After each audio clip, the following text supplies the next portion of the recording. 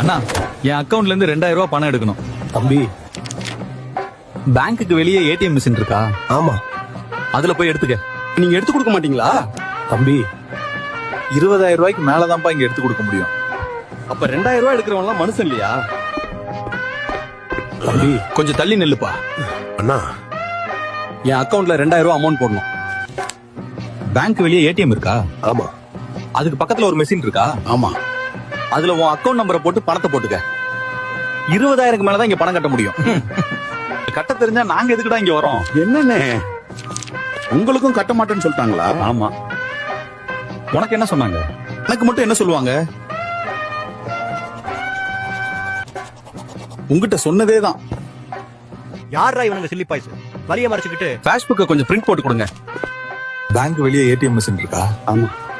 அதுக்கு பக்கத்துல பணம் போடுற மிஷின் இருக்கா? ஆமா. இது பக்கத்தால பேஸ்புக் பிரிண்ட் போடுற மிஷின் இருக்கும். அதுல போய் போட்டுக்க. அதானே சார்? அதேதான். ஏனே எல்லாத்துமே பேங்க் வெளியே இருக்கிற மிஷின்லயே பண்ணிக்கிட்டா பேங்க்ல இத்தனை பேர் என்னன்னே பண்றாங்க. உங்களுக்கும் அந்த டவுட் இருந்தா கீழே கமெண்ட் பண்ணுங்க. இந்த மாதிரி அனுபவம் உங்களுக்கும் இருந்தா அதையும்